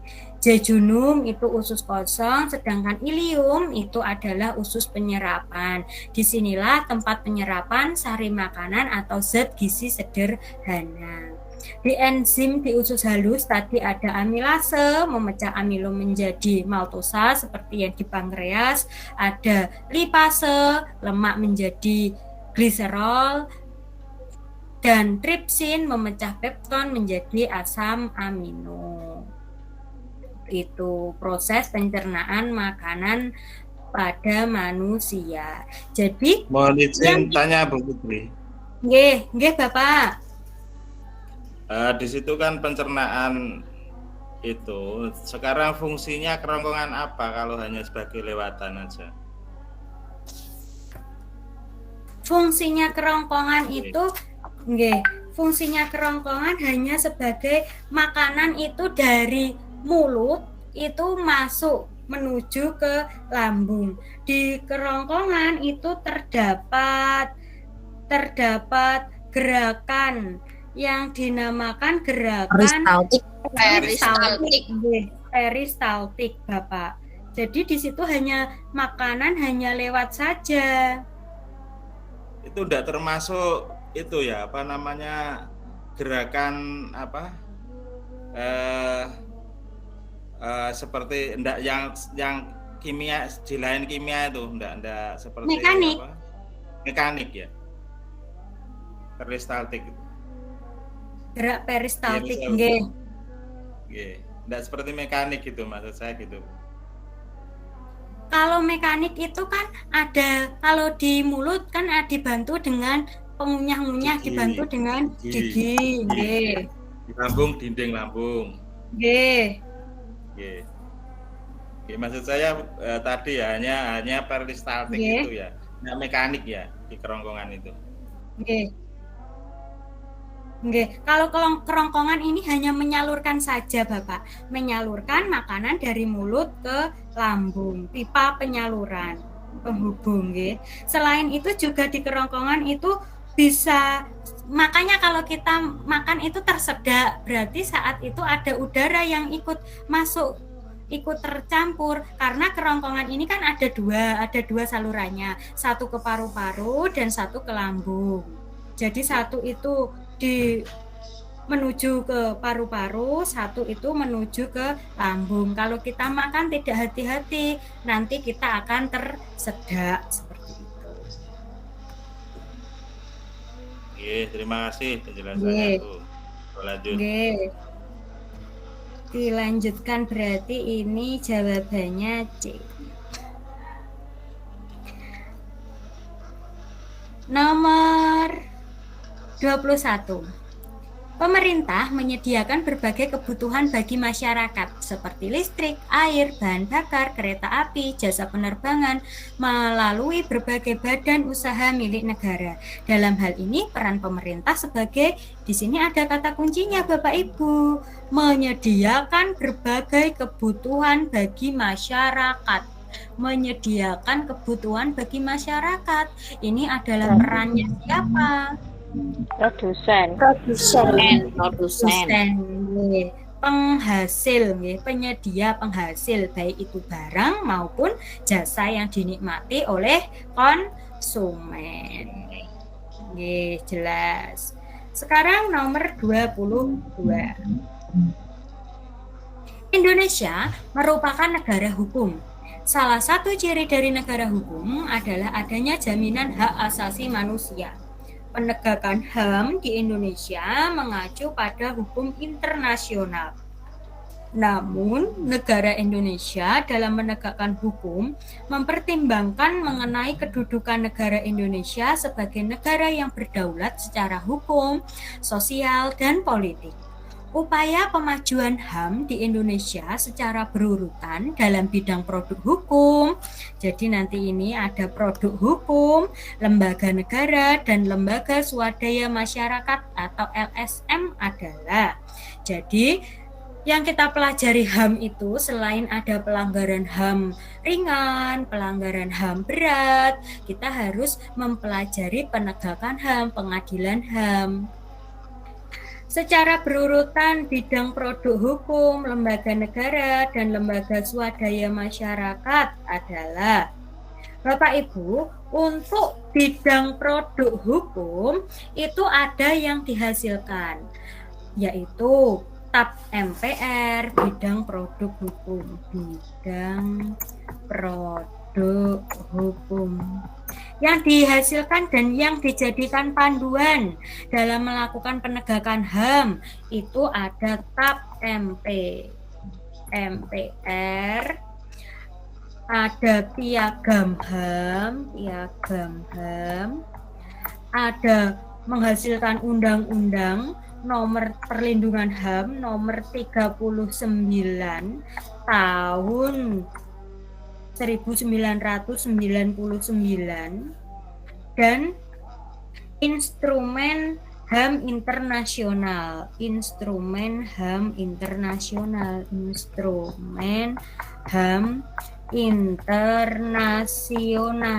dan saat itu Indonesia juga melakukan amandemen Undang-Undang Dasar 1945. Ada perlindungan HAM di dalam pasal 28 A sampai J, itu termasuk perlindungan HAM bidang produk hukumnya, apa yang dihasilkan dan apa yang dijadikan pegangan untuk melakukan penegakan HAM. Itu ada TAP MPR, ada Piagam HAM, Undang-Undang nomor 39 tahun 1999 dan instrumen HAM internasional. Sekarang lembaga negara yang mengurusi HAM, lembaga negara ini yang mengurusi HAM, perlindungan HAM itu adalah Komnas HAM dan Pengadilan HAM. Pengadilan HAM ini digunakan untuk mengurusi pelanggaran HAM berat. Setelah lembaga negara ada LSM, Lembaga Swadaya Masyarakat. Lembaga swadaya masyarakat yang terbentuk untuk membantu perlindungan HAM, penegakan HAM di Indonesia itu adalah BKBH. Namanya BKBH, Badan Biro Konsultasi Bantuan Hukum. Biro Konsultasi Bantuan Hukum. Ini digunakan sebagai penyidikan atau penangkapan di pengadilan tinggi, membantu dalam penyelidikan dan penangkapan di pengadilan tinggi. Kira-kira secara berurutan upaya untuk pemajuan hak asasi manusia, perlindungan HAM berdasarkan produk hukum, lembaga negara, dan lembaga swadaya masyarakat secara berurutan adalah mana Bapak Ibu? Ada produknya terlebih dahulu. C. Produknya ada Piagam HAM. Ini Pengadilan HAM tadi sebagai lembaganya. Biro Konsultasi Bantuan Hukum BKBH sebagai LSM. Jadi jawabannya C. Ini juga harus dipelajari Bapak Ibu karena di indikator PKN itu ada 2 yang berkaitan dengan HAM, penegakan HAM, ada pengadilan HAM, dan ada pelanggaran HAM berat atau HAM ringan. Nomor 23. Indonesia merupakan negara yang memiliki keberagaman budaya, suku, ras, dan golongan yang sangat kompleks. Keberagaman ini berkembang dan tumbuh dari puluhan tahun lalu hingga sekarang. Keberagaman di Indonesia yang tumbuh terus merupakan suatu keunikan bagi negara Indonesia. Namun, akhir-akhir ini konflik yang mengandung SARA banyak terjadi di daerah Indonesia yang menyebabkan perpecahan antar seorang atau sekelompok. Kejadian seperti itu tentu tidak mencerminkan rasa persatuan dan kesatuan bangsa Indonesia. Dari hal tersebut, penyebab terjadinya masalah dalam masyarakat multikultural adalah masyarakat yang berbeda budaya, berbeda suku, berbeda agama. Itu karena apa Bapak Ibu? Penyebabnya apakah A? Ego. Karena masyarakat memiliki kecemburuan sosial, ego, adanya ego daerah, menganggap daerahnya paling benar, paling baik, ego suku, ego agama, dan ego budaya terhadap masyarakat lain, sehingga menyebabkan masalah yang dapat mengundang konflik yang mengandung SARA. Ini. Nomor 24 masih tentang indikator lagi. Jika rumusan indikator terampil mengkomunikasikan hasil kerja dalam bentuk laporan kegiatan, berarti terampil mengkomunikasikan. Indikator lancar mengkomunikasikan itu harus sesuai dengan intonasi, dengan ekspresi. Biasanya ada sikap yang dinilai keberaniannya. Kira-kira mana aspek-aspek penilaian untuk menilai indikator tersebut adalah apakah hanya sistematika laporan, isi laporan, dan data objektif, sistematis, komunikatif lancar, intonasi, dan ekspresi. Sistematika laporan, ada keberaniannya, ada intonasi, dan ada ekspresi. Atau sistematika, isi laporan, keberanian, intonasi, dan ekspresi serta objektif. Ini tidak boleh objektif, ini salah. Sistematika laporan, isi laporan, dan komunikasi lancar. Jawabannya mana? B. Jawabannya B. C. Komunikasi lancar, intonasi, dan ekspresi. Kalau ini aspek ini berarti tidak ada sikapnya anak Bu ketika mempresentasikannya. Kalau ada keberanian Ya, Bu. Ada keberanian berarti C. Sistematis Sistematika laporan sama saja dengan sistematis. Ada keberaniannya, berani maju, berani mengkomunikasikan, intonasinya sesuai, ekspresinya sesuai. Sekarang matematika, biar tidak ngantuk. Diketahui sebuah limas memiliki alat berbentuk segitiga siku-siku ABC. Berarti limas alasnya, luas alasnya nanti segitiga. Dengan panjang sisi tegaknya 8 cm dan lebarnya 10 cm. Berarti alasnya 10, lebarnya 8. Tingginya 8. Jika tinggi limas 15, tinggi limas itu 15, maka volumenya adalah, kita mencari volume limas. Volume limas masih ingat Bapak Ibu rumusnya? Luas alas kali tinggi. Volume limas sepertiga kali luas alas kali tinggi. Sepertiga kali luas alas kali tinggi limas. Luas alasnya berbentuk segitiga tadi, berarti sepertiga kali setengah kali alasnya 10, tingginya 8 kali tinggi limas 15. Ayo dihitung. Setengahnya 10, 5 kali 8, 40. 40 kali 15 berapa Bapak Ibu? 600. 600. Sepertiganya 600 adalah 200 cm kubik. Jadi jawabannya adalah Delta. Kalau ini mudah Bapak. Kalau masih limas, masih prisma, masih bisa diselesaikan. Besok ini ada diagram. Besok kita pelajari yang lainnya.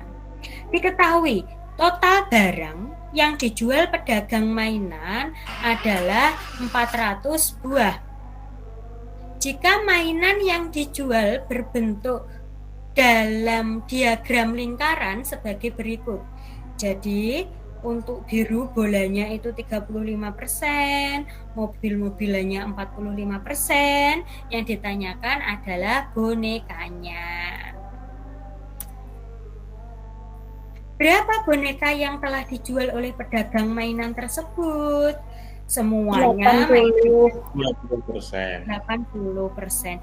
Cara mencarinya bagaimana Bapak Ibu? Ketemu 80%.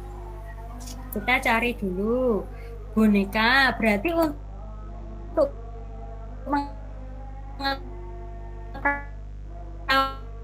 mengetahui presentase boneka itu 100% dikurangi berapa? 20%. 20%. 20% itu sama dengan 20/100 kali 400 jumlahnya. 100 dan 400 dicoret, berarti dapat 4. 20 kali 4 sama dengan 80. Jadi boneka yang di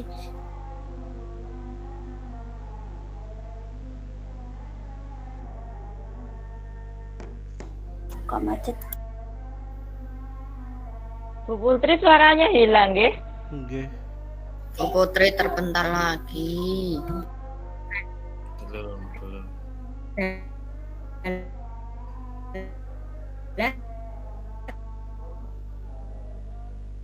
Bu Putri.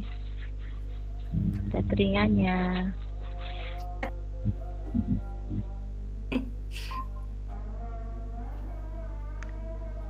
sudah Pak Yu. sudah terlihat Bapak Ibu, saya terlempar ternyata. Iya. Diulangi, Bu. Diulangi lagi ya Pak, mohon maaf Bapak Ibu, saya tadi terlempar. Nomor 27. Pembelajaran di sekolah dasar di masa pandemi dilakukan secara daring. Daring berarti dalam jaringan tatap maya bangsa keberagaman pakaian daerah. Siswa menganalisis. Jadi ini kegiatan anaknya adalah menganalisis pakaian adat masing-masing daerah. Jadi diharapkan anak dapat menganalisis pakaian adat masing-masing daerah. Maka guru membuat media pembelajaran yang dapat digunakan siswa dalam belajar serta bermain. Jadi diharapkan anak-anak nanti itu aktif belajar dan bermain.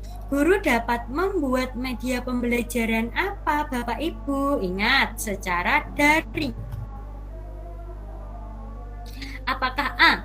Multimedia interaktif dengan aplikasi Adobe Flash berbasis gamifikasi, berarti ada permainannya tentang pakaian adat Nusantara.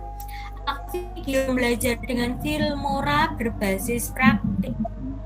Kalau berbasis praktik berarti nanti lebih ke keterampilan. Ini yang diharapkan anak dapat menganalisis. Apakah monopoli dengan desain Corel Draw berbasis game edukatif?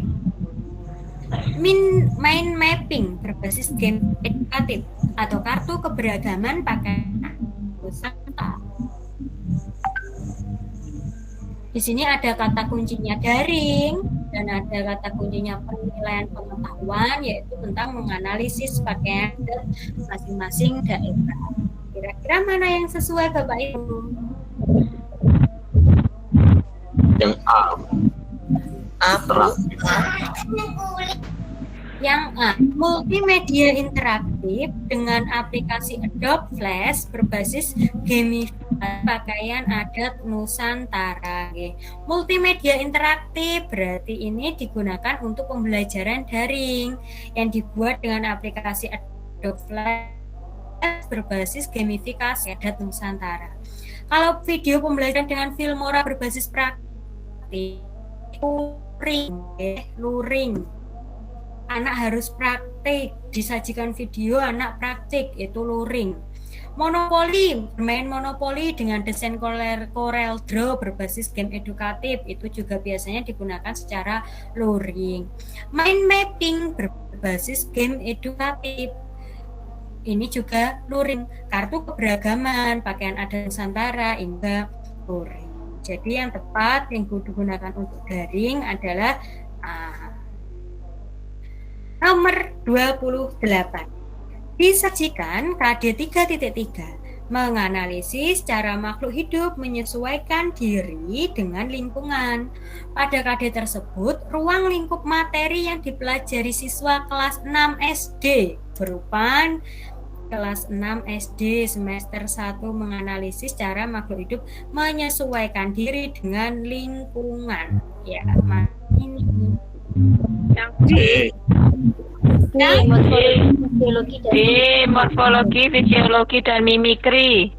Benar sekali. Ini yang guru kelas 6 langsung bisa menjawab B.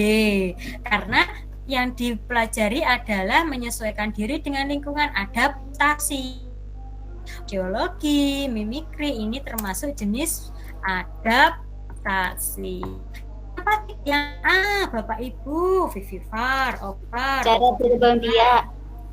Ya, ini perkembangbiakan materinya, perkembangbiakan khususnya pada hewan.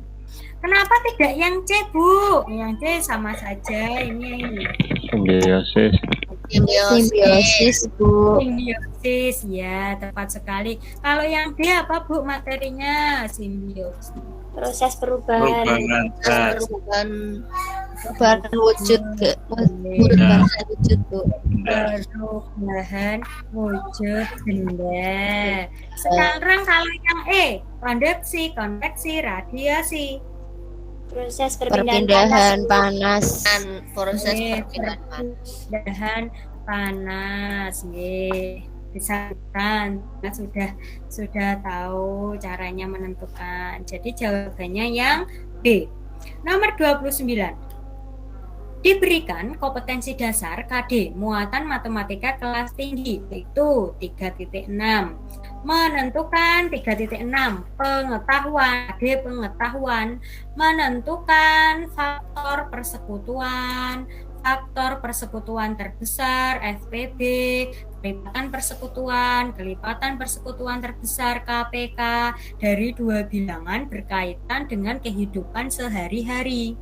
Berdasarkan KD yang telah diberikan, maka tentukan rumusan indikator ketercapaian kompetensi yang tepat dan sesuai dengan karakteristik siswa SD, yaitu mana Bu? Menentukan pengetahuan. Anak B. bisa Ya, B. Bravo. E. Ya, bravo. B atau E? Bravo. B. Bebek. B. Yang B, mengapa yang B? Ini menentukan faktor persekutuan. Jadi, sebelum anak bisa menentukan, anak harus mampu menganalisisnya terlebih dahulu.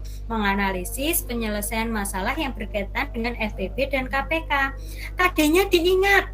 KD-nya ada yang berkaitan dengan kehidupan sehari-hari. Jadi, yang anak analisis penyelesaian masalah tentang FPB dan KPK juga harus dalam kehidupan sehari-hari. Berarti di sini anak-anak menganalisisnya adalah soal cerita. Mengapa tidak menuliskan faktor persekutuan dan kelipatan persekutuan? Di sini kalau anak hanya menuliskan, anak itu berarti tidak bisa menentukan, tidak ada proses sebelumnya, hanya menuliskan saja. Mana kaitannya dengan kehidupan sehari-hari? Tidak ada, ya. Kalau menjelaskan, menyebutkan, memahami, ini masuknya pada level MODS, tidak level HOT. Karena menentukan berarti ada 2 kali proses, berarti indikator yang dibuat juga indikator HOTS, minimal C4, menganalisis, seperti itu. Nomor 30. Ketahui kompetensi dasar berikut. Menggeneralisasi ide pecahan sebagai bagian dari keseluruhan menggunakan benda-benda konkret. Jadi ini menggunakan bantuan media pembelajaran konkret. Media pembelajaran yang tersedia adalah kue yang sudah dipotong sama besar, potongan kertas berbentuk segitiga dan persegi, gelas ukur dan batu pik, buah apel yang dipotong sembarangan, 5 buah permen dengan 2 warna berbeda. Media yang dapat digunakan guru untuk mengajarkan materi sesuai kompetensi dasar ditunjukkan oleh nomor.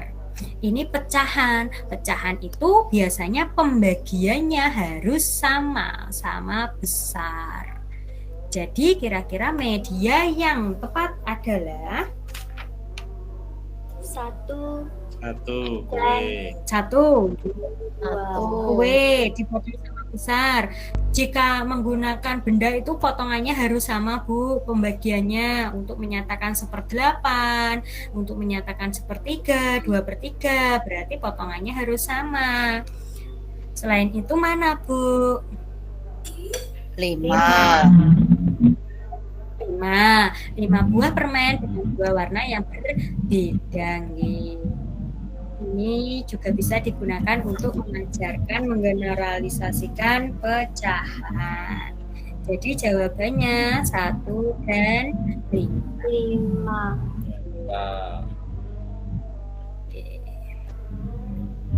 Oke, Bapak Ibu, demikianlah pembahasan materi kita pada malam hari ini. Monggo Bapak Ibu, kira-kira materi yang masih dianggap sulit, materi yang bagian apa, nanti di pertemuan berikutnya kita ulas bersama-sama kembali. Bu, siap. Bagian apa Pak? Nomor Nanti 25 Bu Putri. Nomor 25. Nggih. Masih ada waktu nomor 25. Nggih. Nomor 25 tentang volume limas. Nggih. Volume limas ini kan alasnya berbentuk segitiga siku-siku, Bu. Segitiga siku-siku seperti segitiga siku-siku. Lebarnya dijadikan sebagai alas, panjang sisi tegaknya dijadikan sebagai tinggi. Itu tinggi dari alasnya limas. Volume limas itu rumusnya adalah sepertiga kali luas alas kali tinggi limas, di mana sepertiga luas alasnya itu rumusnya segitiga itu setengah kali alas kali tinggi. Setengah kali lebar dijadikan alas 10, sisi tegak dijadikan tinggi 8 kali tinggi limasnya 15. Setengah kali 10 itu 5 nggih Bu, 5 kali 8 sama dengan 40. 40 dikalikan dengan tinggi limasnya 15. 40 kali 15 600 dikalikan sepertiga. Sepertiga kali 600 sama dengan 200 cm kubik.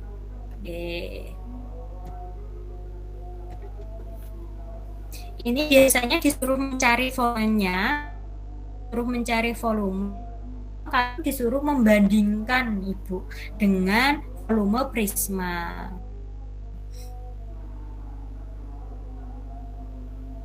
Pripun Ibu, bisa dipahami? Nggih Bu, sampun. Nggih.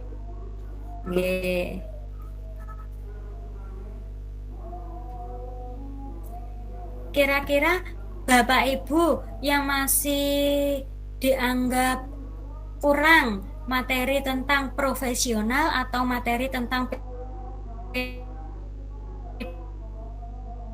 pedagogiknya? Dua-duanya, Bu. Dua-duanya, Bu. Dua-duanya, nggih. Nanti kita ulas kembali nggih, Bu. Pelan-pelan Sering kita salah ulas memahami kembali. soal, Bu. Semoga nggih, sering-sering memahami soal Bapak. Sering salah memahami soal. Dengan waktu 120 menit itu yang paling penting adalah mampu menemukan kata kunci di dalam setiap soal tersebut. Jika kita sudah menemukan kata kuncinya, kita akan semakin mudah untuk menjawab soal. Dan ketelitian itulah yang utama, karena jawaban di UP nanti itu jawabannya hampir sama. Apalagi untuk kemampuan pedagogik kita. Kalau kita tidak tahu kata kuncinya, kita tidak tahu maksud soalnya, pasti terjebak, banyak yang terjebak. Itu pengalaman dari kita kan tes retaker. Ujian untuk soal matematikanya itu biasanya berapa persen, Bu? Waktu mengulang itu juga sama. Ya. Mohon izin tanya, untuk soal matematika itu biasanya berapa persen? Atau berapa jumlahnya? Biasanya. Kalau saya matematikanya sedikit, Pak. Nggih, kalau dulu saya sedikit, Pak. Matematikanya itu lebih ke pedagogik. Bagaimana seperti tadi, bagaimana mengajarkan anak menemukan rumus luas persegi, bagaimana menemukan volume bola. Kalau saya dulu seperti itu. Pemecahan masalah untuk prisma dan limas seperti itu. Kalau hitungannya itu sedikit. Malah di saya dulu itu soal hitungannya 3 dan 2 nomor itu tidak ada jawabannya, bonus. Bonus ya. Kok tahu bonus, Putri? Kok tahu itu bonus gimana? Nilainya tidak ada jawabannya berarti bonus gitu. Nilainya langsung keluar enggak ya? Sesuai hati nurani saja, Bu. Nilainya. Bahaya ini kalau semua nggak tahu jawabannya bonus semua nanti. Dijawab sesuai hati nurani saja. Untuk pengalaman yang lalu nilainya enggak langsung keluar, Bu. Tidak, Bu. Nilai. Untuk nilainya apa langsung tampil seperti di tes-tes? Tidak, Bapak. Tidak ada.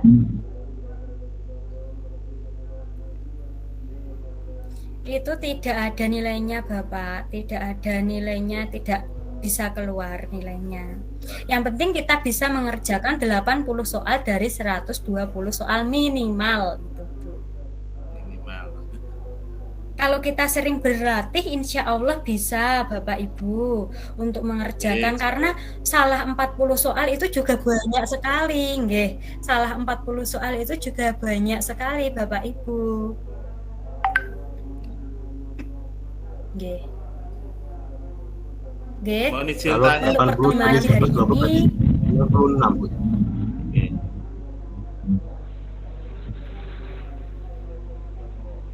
nggih. Kalau saya dulu sekitar betulnya harus betul 80 soal, Bapak. Sekitar 80 soal. Jadi 66% itu. 80 dari 120.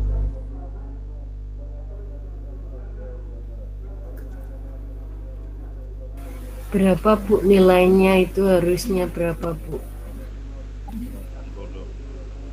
Kalau 80 ya 66 ke atas ya.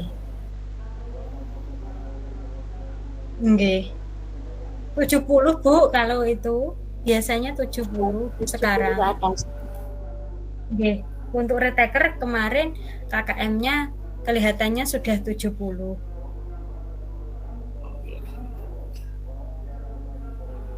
Nggak ada pembahasan tentang soal retaker kemarin, Ibu Putri. Ini sebagian besar diambilkan dari soal retaker, Ibu. Jadi soal UP yang paling baru, soal retaker, soalnya soal-soal yang sudah kita bahas di pertemuan 1, 2, 3, dan 4 itu banyak soal UP retaker yang kita bahas. Jadi biasanya itu masih soalnya masih sebagian besar masih sama. Nggih, masih hangat seperti itu. Soalnya seperti itu kan, seperti soal yang sudah kita bahas, banyak jawaban yang hampir sama. Disitulah kita sering terkecohnya, Bapak Ibu. Bu Putri mohon izin. Mohon izin tanya. Untuk yang ini, untuk menanyakan yang teman-teman dari guru-guru yang mau tes P3K yang akan datang, Bu Putri mengadakan enggak sama Pak Yuda untuk bimbingan? Oh, itu ke Pak Yuda langsung ngawon, Bapak. Nanti saya ingin daftar juga kalau itu untuk teman-teman yang masih belum berhasil kemarin. Nggih, Bapak, nanti bisa menghubungi Pak Yuda. Terima kasih Bu. Nggih. Itu Bu, kuncinya di UP Retaker kemarin itu kita harus menguasai lebih di pedagogiknya, karena itu lebih banyak pedagogik daripada profesionalnya, itu masih ke pedagogik.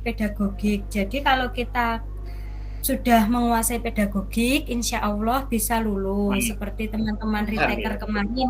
Nggih, teman-teman retaker kemarin kalau cerita seperti itu, Bapak Ibu. Dan hari ini teman-teman retaker sudah mendapatkan sertifikat pendidik. Jadi Bapak Ibu harus lebih semangat biar nanti di bulan Ibu bisa menerima sertifikat pendidik. Amin. Ya Allah. Amin. Untuk UP dan retaker itu hampir sama nggih bobot soalipun nggih. Nggih, sama.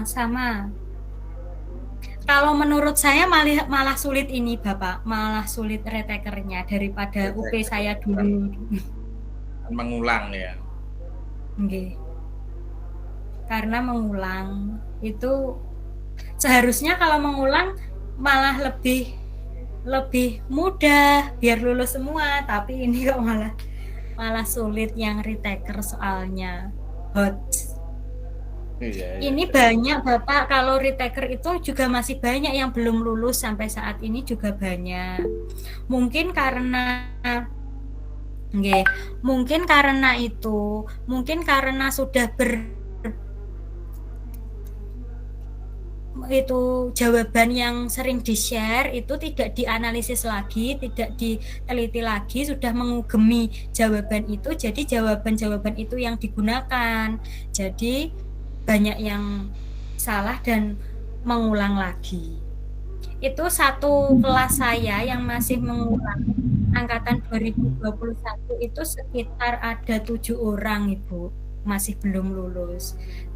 Gelombang berapa Bu Putri? 4 ya? Sudah merasakan nggih. Jadi Bapak Ibu harus semangat nggih, harus semangat, dijaga kesehatannya, sering-sering berlatih. Kalau kita berlatih menganalisis nanti tahu jawaban yang sesuai dan yang kurang sesuai itu yang mana. Kalau kita hanya baca-baca saja tanpa berdiskusi, pasti kita kurang memahami konsepnya, hanya hafal kunci jawaban, nanti kita malah bingung gitu.